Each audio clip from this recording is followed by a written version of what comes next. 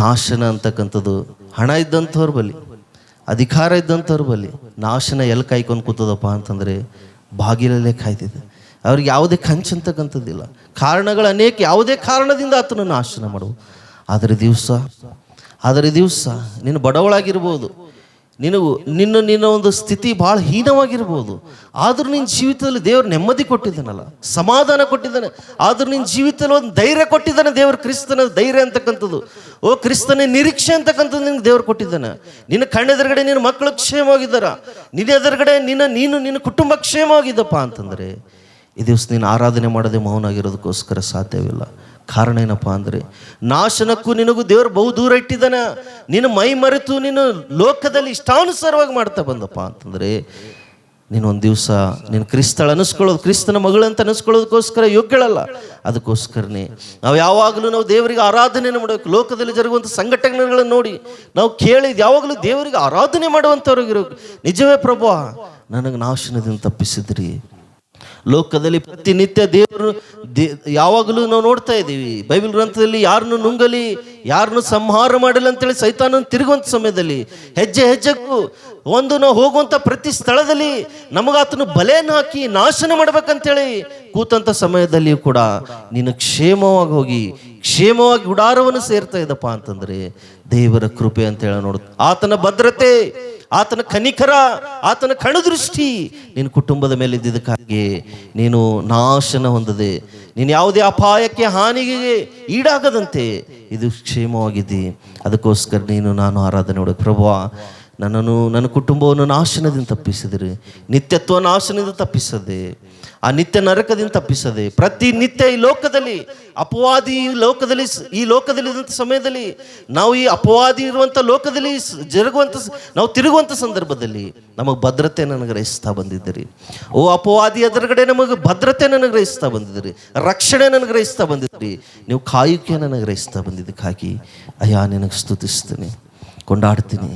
ನಾನು ಅಷ್ಟು ಪರಿಶುದ್ಧಳಲ್ಲ, ಅಷ್ಟು ಪ್ರಾರ್ಥನೆ ಪರನಲ್ಲ, ಆದರೂ ನನ್ನ ಕುಟುಂಬಕ್ಕೆ ನೀವು ನಾಶನ ನನಗೆ ಗ್ರಹಿಸದೆ ಅಯ್ಯ ಭದ್ರತೆಯನ್ನು ಗ್ರಹಿಸಿದಕ್ಕಾಗಿ ನಾನು ಯಾವ ರೀತಿ ನಿಮ್ಮನ್ನು ಸ್ತುತಿಸಲಿ, ಯಾವ ರೀತಿ ನಿಮ್ಮನ್ನು ಕೊಂಡಾಡಲಿ. ಲೋಕದಲ್ಲಿ ಅನೇಕರಿದ್ದಾರೆ ಪ್ರಭು, ಆದರೆ ಅವ್ರಿಗೆ ಭದ್ರತೆ ಇಲ್ಲ. ಅಯ್ಯ ಅನೇಕರಿದ್ದಾರೆ, ಅವ್ರಿಗೆ ರಕ್ಷಣೆ ನಿರೀಕ್ಷೆ ಇಲ್ಲ ಪ್ರಭು. ಆದರೆ ಈ ದಿವಸ ನೀವು ನನ್ನ ಜೀವಿತದಲ್ಲಿ ಅನುಗ್ರಹಿಸಿದಕ್ಕಾಗಿ ನಿಂಗೆ ಎಷ್ಟೋ ಕೃತಜ್ಞತೆಯನ್ನು ಸಲ್ಲಿಸ್ತೀನಿ. ಎಷ್ಟೋ ನಾಶನದಿಂದ ನಮ್ಮನ್ನು ತಪ್ಪಿಸಿದಿರಿ ಅಯ್ಯ, ನಿನಗೆ ವಂದನೆ ಸಲ್ಲಿಸ್ತೀನಿ ಅಂತೇಳಿ ನಾವು ಎರಡನೇದಾಗಿ ದೇವರನ್ನ ಆರಾಧನೆಯನ್ನು ಮಾಡ್ಬೇಕಂತೇಳಿ ನೋಡ್ತಾ ಇದ್ದೀವಿ. ಮೂರನೇದಾಗಿ ಕೊನೆಯದಾಗಿ ನಾವು ಯಾಕೆ ಆರಾಧನೆ ಮಾಡಬೇಕಪ್ಪ ಅಂತಂದರೆ ನಾವು ಕ್ಲುಪ್ತವಾಗಿ ಅದೇ ವಚನ ಓದಮ್ಮ. ಅವುಗಳನ್ನು ಯಾರು ನನ್ನ ಕೈಗೊಳಗಿಂದ ಕಸಕೊಳ್ಳರು. ಹಲ್ಲೆಲೂಯಾ. ಮೂರನೇದಾಗಿ ದೇವ್ರು ಏನು ಹೇಳ್ತಾ ಇದ್ದಾನಪ್ಪ ಅಂತಂದರೆ, ನನ್ನ ಕುರಿಗಳು ನನ್ನ ಸ್ವರವನ್ನು ಕೇಳ್ತಾವ, ನನ್ನ ಸ್ವರ ಕಿವಿ ಕೊಡ್ತಾವ, ನನ್ನ ಕುರಿಗಳು ಯಾವಾಗಲೂ ನನ್ನ ಹಿಂದೆ ಇರ್ತಾವಂತ ಹೇಳ್ತಾ ಇದ್ದಾನೆ ದೇವರು. ಆತನ ಸ್ವರ ಕೇಳುವಂಥವ್ರು, ಆತನ ಹಿಂದುಗಡೆ ಇದ್ದಂಥವ್ರು ಜೀವಿತದಲ್ಲಿ ದೇವರು ನಾವು ನೋಡ್ತಾ ಬಂದಿದ್ದೇವೆ. ಮೂರನೇದಾಗ ಆತನ ಏನು ಕಾರ್ಯ ಮಾಡ್ತಾನಪ್ಪ ಅಂತಂದರೆ, ಆತನ ಕೈ ಒಳಗಡೆಯಿಂದ ಏನಂದಮ್ಮ ಬ್ರದರ್ಸ್ ಹೇಳಲ್ಲ ಉಂಟ್ರು, ಆತನ ಕೈಯಿಂದ ನೋಡಿ ಹೇಳ್ರಿ ಏನದ ಓದ್ರಿ, ಏನದ ಓದಮ್ಮ ವಚನ ಏನು. ಅವುಗಳನ್ನು ಯಾರು ನನ್ನ ಕೈ ಒಳಗಿಂದ ಕಸಕೊಳ್ಳರು. ಏನ್ ಮಾಡಕಲ್ಲಂತ್ರಿ ಬ್ರದರ್ಸ್ ಹೇಳ್ರಿ.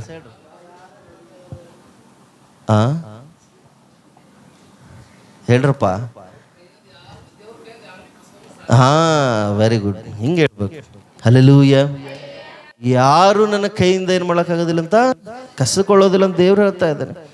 ನೀನು ಯಾರನ್ನ ಹಿಂಬಾಲಿಸ್ತಾ ಇದೆಯೋ, ಯಾರನ್ನ ನಂಬಿದೆಯೋ, ಯಾರ ಮೇಲೆ ನಿರೀಕ್ಷೆ ಇಟ್ಟಿದೆಯೋ, ಯಾವ ದೇವ್ರನ್ನ ನೀನು ಹಿಂಬಾಲಿಸ್ತಾ ಇದೆಯೋ ಆ ದೇವ್ರು ಹೇಳ್ತಾ ಇದ್ದಾನೆ ಏನಪ್ಪ ಅಂದರೆ, ಯಾರು ಕೂಡ ನನ್ನ ಕೈ ಒಳಗಡೆಯಿಂದ ನನ್ನ ಕುರಿಗಳನ್ನು, ನನ್ನ ಆತ್ಮಗಳನ್ನು ಅವು ಕಸಿದುಕೊಳ್ಳಲು ಸಾಧ್ಯವಿಲ್ಲ ಅಂತ ಹೇಳೋ ನೋಡ್ತಾ ಇದ್ದೀವಿ. ಆತನ ಹಸ್ತ ಅಂತದಂತ ಹೇಳೋ ನೋಡ್ತಾ ಇದ್ದೀವಿ.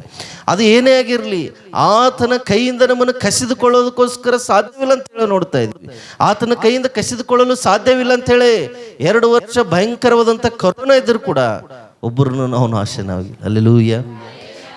ನಾವು ಅಷ್ಟೊಂದು ಭಯಂಕರವಾಗಿ ಲೋಕವೆಲ್ಲ ಸರ್ವನಾಶವಾದಂಥ ಸಂದರ್ಭದಲ್ಲಿಯೂ ಕೂಡ ಆತನ ಕೈ ಒಳಗಡೆಯಿಂದ ನಿನ್ನನ್ನಾಗಲಿ, ನಿನ್ನ ಕುಟುಂಬವಾಗಲಿ, ನಿನ್ನ ಮಕ್ಕಳಾಗಲಿ, ನಿನ್ನ ಗಂಡನಾಗಲಿ ಆತನ ಹಸ್ತದಲ್ಲಿ ನೀನು ಯಾವುದಾದ್ರೂ ಇಟ್ಟಿದೆಯೋ, ಆತನ ಹಸ್ತದ ಮೇಲೆ ನೀನು ಯಾವುದನ್ನು ಭರವಸೆ ಮಾಡಿದೆಯೋ, ಆತನ ಹಸ್ತದಲ್ಲಿ ನೀನು ಯಾವುದಾದ್ರೂ ಒಪ್ಪಿಸಿದೆಯೋ, ನಾವು ನೋಡ್ತಾ ಇದ್ದೀವಿ.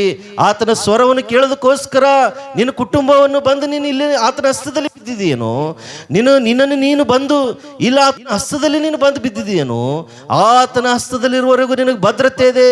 ಲೋಕದಲ್ಲಿ ಯಾವ ಶಕ್ತಿಯಾಗಲಿ, ಲೋಕದಲ್ಲಿರುವಂಥ ಯಾವ ಬಲವಾಗಲಿ ಆತನ ಕೈಯಿಂದ ನಿನ್ನನ್ನು ಕಸಿದುಕೊಳ್ಳೋದಕ್ಕೋಸ್ಕರ, ಆತನ ಕೈಯಿಂದ ಸಂಹಾರ ಮಾಡೋದಕ್ಕೋಸ್ಕರ ಸಾಧ್ಯವಿಲ್ಲ ಅಂತ ಹೇಳಿ ನೋಡ್ತಾ ಇದ್ದೀವಿ. ಅದೇನೇ ಆಗಿರಲಿ ಆತನ ಹಸ್ತದಲ್ಲಿದ್ದಂಥದ್ದು ಬಲವಾದದ್ದು ಅಂತ ಹೇಳಿ ನೋಡ್ತಾ ಇದ್ದೀವಿ. ಈ ದಿವಸ ಪ್ರಿಯ ಸಹೋದರನೇ, ಸಹೋದರಿ, ಈ ದಿವಸ ನೀನು ನಾನು ದೇವರಿಗೆ ಆರಾಧನೆ ಮಾಡಬೇಕು, ಕೊಂಡಾಟ ಮಾಡಬೇಕು. ಕಾರಣ ಏನಪ್ಪ ಅಂದರೆ ನನ್ನನ್ನು ಆತನು ತನ್ನ ಹಸ್ತದಲ್ಲಿ ಆತನು ಚಿತ್ರಿಸಿಕೊಂಡಿದ್ದಾನೆ ಅಂತ ಹೇಳಿ ನೋಡ್ತಾ ಇದ್ದೀವಿ. ಇಸ್ರಾಯೇಲ್ ಕಾಯುವ ಆತನ ದೇವರು ಆತನು ನಿದ್ರಿಸುವುದಿಲ್ಲ, ತೂಕಡಿಸುವುದಿಲ್ಲ ಅಂತ ಹೇಳಿ ನೋಡ್ತಾ ಇದ್ದೀವಿ. ಆತನ ಬಲವಾದ ಹಸ್ತದಲ್ಲಿ ನೀನು ನಾನು ಇದ್ದಂಥ ಸಮಯದಲ್ಲಿ ನನ್ನನ್ನು ಕಸಿದುಕೊಳ್ಳಲು, ನನ್ನನ್ನು ಸಂಹಾರ ಮಾಡಲು, ನನ್ನನ್ನು ಕೇಡು ಬಯಸಲು ಯಾರಿಂದಲೂ ಸಾಧ್ಯವಿಲ್ಲ ಅಂತೇಳಿ. ನಿನ್ನ ಪ್ರಾಣ ಹಾನಿ ಅಂತಕ್ಕಂಥದ್ದಿಲ್ಲ, ನಿನ್ನ ಪ್ರಾಣವನ್ನು ಕಸಿದುಕೊಳ್ಳಲು ವೈರಿಗೆ ಶಕ್ತಿ ಇಲ್ಲ ಅಂತೇಳಿ ನೋಡ್ತಾ ಇದ್ದೀವಿ. ಆತನ ಹಸ್ತದಲ್ಲಿ ಏನಾದರೂ ಇದೆಯೋ ಅದು ಯಾರು ಕೂಡ ಕಸಿದುಕೊಳ್ಳಲು ಸಾಧ್ಯವಿಲ್ಲ ಅಂತೇಳಿ ನೋಡ್ತಾ ಇದ್ದೀವಿ. ಅದಕ್ಕೋಸ್ಕರನೇ ದೇವರಿಗೆ ಆರಾಧನೆ ಮಾಡಬೇಕು, ಅದಕ್ಕೋಸ್ಕರನೇ ದೇವರನ್ನ ಸ್ತುತಿ ಮಾಡಬೇಕು. ಈ ದಿವಸ ನೀನು ಆತನ ಹಸ್ತದೊಳಗೆ ಬಂದಿದೆಯೇನೋ, ಅನೇಕ ಪ್ರಯತ್ನಗಳು ನಿನ್ನ ಮೇಲೆ ಮಾಡ್ತಾ ಇದ್ರು, ನಿನಗಿದ್ದಂಥ ಹೊಲವನ್ನು ಕಸಿದುಕೊಳ್ಬೇಕಂತ ಇದ್ರು, ನಿನಗಿರುವಂಥ ಮನೆ ಕಸಿದುಕೊಳ್ಬೇಕಂತ ಇದ್ರು, ನಿನಗೆ ಬರುವಂಥ ಭಾಗದ ಆಸ್ತಿ ಕಸಿದುಕೊಳ್ಬೇಕಂತ ಇದ್ರು, ನಿನ್ನ ಆರೋಗ್ಯ ಕಸಿದುಕೊಳ್ಬೇಕಂತ ಇದನ್ನು ಸೈತಾನನು, ನಿನಗೆ ಬರುವಂಥ ಪ್ರತಿಯೊಂದು ಭಾಗ ಫಲ ಕಸಿದುಕೊಳ್ಬೇಕಂತೇಳಿ ನಿನ್ನ ಕುಟುಂಬಸ್ಥರಾಗಲಿ, ಸ್ನೇಹಿತರಾಗಲಿ, ರಕ್ತ ಸಂಬಂಧಿಕರಾಗಲಿ ನಿನ್ನಿಂದ ಆಸೆ ಪಟ್ಟು ನಿನಗೆ ಅನ್ಯಾಯಗೊಳಗೆ ಮಾಡಿ ನಿನ್ನಿಂದ ಏನಾದರೂ ಕಸಿದುಕೊಳ್ಬೇಕಂತ ಇದ್ರೆ ಈ ದಿವಸ ನಿನಗೊಂದು ಶುಭ ವರ್ತಮಾನ. ಈ ದಿವಸ ನಿನ್ನ ಹೃದಯದಲ್ಲಿ ಧೈರ್ಯ ತಂದುಕೋ. ಈ ದಿವಸ ನಿನ್ನ ಧೈರ್ಯದಿಂದ ಈ ಸನ್ನಿಧಿಯನ್ನು ಬಿಟ್ಟು ಹೋಗು, ಧೈರ್ಯದಿಂದ ಈ ಸ್ಥಳದಿಂದ ಹೋಗು. ನಿನ್ನ ಕೈಯಿಂದ, ನಿನ್ನ ಕುಟುಂಬದಿಂದ, ನಿನ್ನ ಮಕ್ಕಳ ಜೀವಿತದಿಂದ ಯಾವುದೊಂದು ಕೂಡ ಯಾರು ಕಸಿದುಕೊಳ್ಳಲು ಸಾಧ್ಯವಿಲ್ಲ ಅಂತ ಹೇಳಿ ನೋಡ್ತಾ ಇದ್ದೀವಿ. ಕಾರಣ ಏನಪ್ಪಾ ಅಂತಂದ್ರೆ ದೇವರು ಮಾತಾಡ್ತಾ ಇದ್ದಾನೆ. ಯಾರು ನನ್ನ ಸ್ವರಕ್ಕೆ ಕಿವಿಗೊಡ್ತಾರೋ, ಯಾರು ನನ್ನ ಹಿಂದೆ ಬರ್ತಾರೋ ಅವರು ಎಂದಿಗೂ ಕೂಡ ಯಾವನು ಕೂಡ ಕಸಿದುಕೊಳ್ಳಲು ಸಾಧ್ಯವಿಲ್ಲ ಅಂತ ದೇವರು ಮಾತಾಡ್ತಾ ಇದ್ದಂಥ ಸಮಯದಲ್ಲಿ ಈ ದಿವಸ ನೀನು ನಾನು ಭಯಪಡಬೇಕಾದಂಥ ಅವಶ್ಯಕತೆ ಇಲ್ಲ, ನೀನು ನಾನು ದಿಗಿಲು ಪಡಬೇಕಾದಂಥ ಅವಶ್ಯಕತೆ ಇಲ್ಲ. ಓ ಸಹೋದರಿ, ಓ ಸಹೋದರನೇ, ಯಾವುದನ್ನು ಕಳೆದುಕೊಳ್ತೀನಿ ಅಂತ ನಿನ್ನ ಜೀವಿತದಲ್ಲಿ ನೀನು ಭಯಾಂದೋಲನಕ್ಕೊಳಗಾಗ್ತಾ ಇದ್ದಿ, ಯಾವುದನ್ನು ನಾನು ಕಳೆದುಕೊಳ್ತೀನಿ ಅಂತ ಹೇಳಿ ನಿನ್ನ ಜೀವಿತದಲ್ಲಿ ನೀನು ಭಯಪಡ್ತಾ ಇದೆಯೇನೋ, ನಿರಾಸೆ ಒಳಗಾಗಿದೆಯೇನೋ, ನಿರುತ್ಸಾಹದಲ್ಲಿದ್ದಿ, ನಿರೀಕ್ಷೆಯನ್ನು ಕಳೆದುಕೊಂಡು ನೀನು ಜೀವಿಸ್ತಾ ಇದ್ದೇನೋ, ಈ ದಿವಸ ಧೈರ್ಯ ತನಕೋ. ಈ ಮಧ್ಯಾಹ್ನ ಕಾಲ ಸಮಯದಲ್ಲಿ ದೇವರು ನಿನ್ನೊಂದಿಗೆ ಮಾತಾಡ್ತಾ ಇದ್ದಾನೆ. ಯಾವ ಕುರಿಗಳು ನನ್ನ ಸ್ವರವನ್ನು ಕೇಳ್ತಾವು, ನನ್ನ ಸ್ವರ ಕೇಳೋದಕ್ಕೋಸ್ಕರ ಕಿವಿ ಕೊಡ್ತಾವೋ, ಯಾರು ನನ್ನ ಹಿಂದೆ ಬರ್ತಾರೋ ಅವರು ಎಂದಿಗೂ ಕೂಡ ಈ ಲೋಕದಲ್ಲಾಗಲಿ ಯಾವ ಲೋಕದಲ್ಲಾಗಲಿ ಯಾವುದನ್ನು ಕಸಿದುಕೊಳ್ಳಲು ಸಾಧ್ಯವಿಲ್ಲ ಅಂತ ಹೇಳಿ ನೋಡ್ತಾ ಇದ್ದೀವಿ. ಈ ದಿವಸ ಧೈರ್ಯ ತನಕೋ. ಈ ದಿವಸ ನೀನೇನಪ್ಪಾ ಅಂತಂದ್ರೆ ಸಂತೋಷ ಪಡು. ಕಾರಣ ಏನಪ್ಪಾ ಅಂದ್ರೆ ಲೋಕವೆಲ್ಲ ನಿನ್ನಿಂದ ಕಸಿದುಕೊಂಡು ನಿನಗೆ ಅವಮಾನ ಪಾಠ ಮಾಡ್ಬೇಕಂದ್ರೆ ಯಾರದೊಂದು ಕೂಡ ಕಸಿದುಕೊಳ್ಳಲು ಸಾಧ್ಯವಿಲ್ಲ ಅಂತ ಹೇಳಿ ನೋಡ್ತಾ ಇದ್ದೀವಿ. ಆ ರಕ್ಷಕನು ನಮ್ಮ ಜೊತೆಗಿದ್ದಕ್ಕಾಗಿ ಈ ದಿವಸ ನಾವು ಆತನಿಗೆ ಆರಾಧನೆ ನೋಡಬೇಕು, ಆತನಿಗೆ ಸ್ತುತಿ ಮಾಡಬೇಕು, ಆತನಿಗೆ ಕೊಂಡಾಟ ಮಾಡಬೇಕಂತ ಹೇಳಿ ನೋಡ್ತಾ ಇದ್ದೀವಿ. ಸಹೋದರನೇ, ಸಹೋದರಿ, ನಮ್ಮ ದೇವರು ಎಂಥ ಪ್ರೀತಿಯುಳ್ಳಂಥ ದೇವರು, ಎಂಥ ದಯವುಳ್ಳಂಥ ದೇವರು ನಮ್ಮ ದೇವರಾಗಿದ್ದಾನೆ. ಎಂಥ ಕನಿಕರವುಳ್ಳಂಥ ದೇವರು. ಈ ದಿವಸ ಇಂಥ ಕನಿಕರವುಳ್ಳಂಥ ದೇವರು, ಇಂಥ ದಯವುಳ್ಳಂಥ ದೇವರನ್ನು ಬಿಟ್ಟು ಈ ಸ್ಥಳದಲ್ಲಿ ಕೂಡದೆ ಅನೇಕ ಜನರನ್ನು ನೋಡ್ತಾ ಇದ್ದೀವಿ. ಲೋಕದಲ್ಲಿ ಹೋಗಿದ್ದಾರೆ, ತಮ್ಮ ಸ್ವಂತ ಕಾರ್ಯಗಳಿಗೆ ಹೋಗಿದ್ದಾರೆ, ತಮ್ಮ ಒಂದು ಸ್ವಂತ ಕೆಲಸಗಳಿಗೆ ಹೋಗಿದ್ದಾರೆ. ಅವರು ದೇವರ ಸ್ವರಕ್ಕೆ ಕಿವಿಗೊಡದೆ ಯಾವಾಗಲೂ ದೇವರು ಹಿಂದ್ಗಡೆ ಇರದೆ ಈ ದಿವಸ ನಾನಾ ಪ್ರಯತ್ನಗಳನ್ನು ಮಾಡ್ತಾ ಇದ್ದಾರೆ, ಆದ್ರೆ ನಾನಾ ಸ್ಥಳಗಳಲ್ಲಿ ಹೋಗ್ತಾ ಇದ್ದಾರೆ. ಕಾರಣ ಏನಪ್ಪಾ ಅಂತಂದ್ರೆ ಅವರು ದೇವರ ಸ್ವರಕ್ಕೆ ಕಿವಿಗೊಡದಂಥವ್ರು, ಅವರು ದೇವರನ್ನ ಹಿಂಬಾಲಿಸಿದಂಥವ್ರು. ಅವರು ಅಂಥವ್ರ ಜೀವಿತಕ್ಕೆ ನಾವು ಯಾವುದೇ ಒಂದು ಗ್ಯಾರಂಟಿ ಇಲ್ಲ ಅಂತ ಹೇಳಿ ನೋಡ್ತಾ ಇದ್ದೀವಿ. ಆದರೆ ಈ ದಿವಸ ನೀನು ನನಗೊಂದು ಶುಭ ವರ್ತಮಾನ ಏನಪ್ಪ ಅಂತಂದರೆ ದೇವರ ಸನ್ನಿಧಾನಕ್ಕೆ ಬಂದಂಥ, ದೇವರ ಸ್ವರಕ್ಕೆ ಕಿವಿಗೊಡುವಂಥವ್ರು ನಾವು. ದೇವರ ಒಂದು ಹಿಂದ್ಗಡೆ ಇದ್ದಂಥ ನಾವು ಯಾವಾಗಲೂ ಆತನ ಕುರಿಗಳು ನನ್ನ ಹಿಂದೆ ಇರ್ತವೆ ದಿಗುಲು ಅನ್ನೋಂಥ ದೇವರು ಇದ್ದಂಥ ನಾವು, ದೇವರು ಹೇಳ್ತಾ ಇದ್ದಾನೆ ನನ್ನ ಕೈಯಿಂದ ಕಸಿದುಕೊಳ್ಳಲು ಸಾಧ್ಯವಿಲ್ಲ ಅಂತ ಹೇಳ್ತಾ ಇದ್ದಾನೆ. 3 ಕಾರ್ಯಗಳು ಅವ್ರ ಜೀವಿತದಲ್ಲಿ ಮಾಡ್ತೀನಿ ಅಂತ ಇದ್ದಾನೆ. ದೇವರು ಹೇಳ್ತಾ ಇದ್ದಾನೆ ಅವರಿಗೆ ನಾಶನ, ಮೊದಲನೇದಾಗಿ ಆತನ ಹೇಳ್ತಾ ಇದ್ದಾನೆ ಅವರಿಗೆ ನಿತ್ಯ ಜೀವವನ್ನು ಕೊಡ್ತೀನಿ ಅಂತ ಹೇಳ್ತಾ ಇದ್ದಾನೆ ದೇವರು. ಎರಡನೇದಾಗಿ ಅವ್ರ ಗುಡಾರದ ಸಮೀಪಕ್ಕೂ ನಾಶನನ್ನು ತರೋದಿಲ್ಲ ಅಂತ ಹೇಳ್ತಾ ಇದ್ದಾನೆ. ಮೂರನೇದಾಗಿ ಯಾವುದಕ್ಕಾಗಿ ಭಯ ಪಡ್ತಾ ಇದೆಯೋ, ಯಾವುದಕ್ಕಾಗಿ ಭಯಾಂದೋಲನಕ್ಕೆ ಗುರಿಯಾಗಿದೆಯೋ, ನನ್ನಿಂದ ಕಳೆದು ಹೋಗ್ತದೇನೋ ಅಂಥೇಳಿ ದೇವರಂತ ಇದ್ದಾನೆ. ನಿನ್ನಿಂದ ಕಸಿದುಕೊಳ್ಳಲು ಅದು ಏನೇ ಆಗಿರಲಿ ಸಾಧ್ಯವಿಲ್ಲ. ಕರ್ತನ ಹಸ್ತದಲ್ಲಿ ನೀವು ನಾನು ಇದ್ದೀವಿ ಅಂತ ಹೇಳಿ ದೇವ್ರು ಮಾತಾಡ್ತಾ ಇದ್ದೀನಿ. ಬನ್ನಿ ನಾವೆಲ್ಲರೂ ಕೂಡ ಮೊಳಕಾಲ ಮೇಲೆ ಬರೋಣ. ಒಂದು ನಿಮಿಷ ನಮ್ಮ ಕಣ್ಣುಗಳನ್ನು ಮುಚ್ಕೊಳ್ಳೋಣ. ಇಂಥ ಶ್ರೇಷ್ಠನಾದಂಥ ದೇವರಿಗೆ ಯಾವ ರೀತಿ ನೀನು ಕೃತಜ್ಞತೆ ಕಾಣಿಕೆಯನ್ನು ತೆಗೆದುಕೊಂಡು ಬಂದಿದ್ದೀಯಾ? ಓ ಸಹೋದರಿ, ಓ ಸಹೋದರನೇ, ಓ ವಿಶ್ವಾಸಿ, ಇಂಥ ಮೂರಂತಸ್ತಿನ ಅನುಭವದಲ್ಲಿ ದೇವರು ಕಾರ್ಯ ಮಾಡುವಂಥವನಾಗಿದ್ದಕ್ಕಾಗಿ ಈ ದಿವಸ ನೀನು ಯಾವ ರೀತಿ ದೇವರಿಗೆ ಕೃತಜ್ಞತೆಯನ್ನು ಸಲ್ಲಿಸೋಳಾಗಿದೆ? ನೀನು ಹೃದಯ ಕೃತಜ್ಞತೆಯನ್ನು ತುಂಬಿದೆಯಾ? ಈ ದಿವಸ ದೇವರ ಕಾರ್ಯಗಳನ್ನು ಕೇಳಿ ಗ್ರಹಿಸಿಕೊಂಡು ನಿನ್ನ ಹೃದಯ ಒಡೆದೋಗಿದೆಯಾ? ಆರಾಧನೆ ಅಂತಕ್ಕಂಥ ಸಿದ್ಧವಾಗಿದೆಯಾ?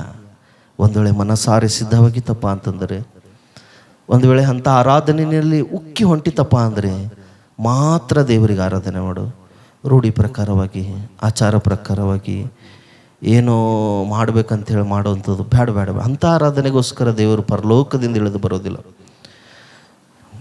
ದೇವರ ಮಾತುಗಳನ್ನು ಕೇಳಿದ ಮೇಲೆ ಹೃದಯವನ್ನು ಒಡೆದಂಥವರಾಗಿ, ಅಯ್ಯೋ ಈ ಮಾತೆಷ್ಟೋ ಸತ್ಯ, ನನ್ನ ಹೃದಯವ ತಾಕಿದೆ ಪಾಪ, ನನ್ನ ಹೃದಯವ ತಾಕಿದೆ ಅಯ್ಯ, ಅಯ್ಯಯ್ಯೋ ಎಂಥ ದೇವರನ್ನು ಬಿಟ್ಟು ನಾನು ಲೋಕದಲ್ಲಿದ್ದೆ ಪರ್ವ, ಅಯ್ಯ ನಿನಗೆ ವಂದನೆ ಸಲ್ಲಿಸ್ತೀನಿ. ಓ ವಾಕ್ಯದಿಂದ ಮನ ಮರುಗಿದಂಥವರಾಗಿ, ವಾಕ್ಯದಿಂದ ಪಟ್ಟಂಥವರಾಗಿ, ವಾಕ್ಯವು ಈಗೋ ನನ್ನ ಆರಾಧನೆಯನ್ನು ಸಿದ್ಧಪಡಿಸಿದೆ, ಈಗೋ ಈ ವಾಕ್ಯನೇ ನನ್ನ ಆರಾಧನೆ ಸಿದ್ಧಪಡಿಸಿದೆ ಅಂತೇಳಿ ನಿನ್ನಲ್ಲಿ ಧೈರ್ಯ ಇತ್ತಾ? ಅಂಥ ಆರಾಧನೆ ಉಕ್ಕಿ ಬರ್ತಾ ಇದೆಯಾ? ಅಂಥ ಆರಾಧನೆ ದೇವರಿಗೆ ಸಲ್ಲಿಸು. ಆರಾಧನೆ ದೇವರಿಗೆ ಇಷ್ಟಪೂರ್ವಕವಾದಂಥ ಆರಾಧನೆ ದೇವರಿಗೆ ಅಂಗೀಕರಿಸಲ್ಪಡುವಂಥದ್ದು ಯೋಗ್ಯವಾದಂಥ ಆರಾಧನೆ. ಅಯ್ಯೋ ರೂಢಿ ಪ್ರಕಾರವಾದಂಥದ್ದು ಬೇಡ, ಏನೋ ಪ್ರತಿ ವಾರ ಹೇಳಿದ್ದು ಬೇಡ, ಅಂಥ ಆರಾಧನೆ ಬೇಡ. ದೇವರು ಇಷ್ಟಪಡೋದಿಲ್ಲ. ಮುರಿದಂಥ ಮನಸ್ಸಿನಿಂದ, ಜಜ್ಜಿದಂಥ ಹೃದಯದಿಂದ, ವಾಕ್ಯ ಒಂದು ದೇವರ ಮಾತುಗಳನ್ನು ಅಲುಗನಟ್ಟಂತ ಆಗಿ ನನಗೆ ಬಂದಂಥ ಈ ಆರಾಧನೆ ಪ್ರಭು, ಯಾವ ರೀತಿ ನಿಂಗೆ ಆರಾಧನೆ ಮಾಡೋದೆ ನಾನು ಮೌನವಾಗಿರಲಿ ನನ್ನ ತಂದೆ. ಅಯ್ಯ ನಾನು ಕೃತಜ್ಞತೆ ಸಲ್ಲಿಸ್ತೀನಿ ಅಂಥೇಳಿ ಉದ್ದ ಆರಾಧನೆ ಬೇಡ. ಒಂದೇ ನಿಮಿಷ, 2 ಮಾತು, 30 ಸೆಕೆಂಡ್ ದೇವರಿಗೆ ಹೇಳಿದ್ರೆ ಸಾಕು. ಅಯ್ಯೋ ಎಷ್ಟೋ ಸಂತೋಷ ಪಡುವಂಥ ದೇವರು ನಮ್ಮ ದೇವರು, ಎಷ್ಟೋ ಆತನು ಉಲ್ಲಾಸ ಪಡುವಂಥ ನಮ್ಮ ದೇವರು. ಈ ದಿವಸ ಸಹೋದರನೇ ಸಹೋದರಿ, ಕ್ರಮವಾಗಿ ನಾವು ದೇವರಿಗೆ ಆರಾಧನೆಯಲ್ಲಿ ಹೋಗೋಣ. 1 ನಿಮಿಷಕ್ಕಿಂತ ಮೀರಬಾರ್ದು ಯಾರ್ದು ಆರಾಧನೆ. ದಯಮಾಡಿ ಎಲ್ಲರೂ ಆರಾಧನೆ ಮಾಡಬೇಕು.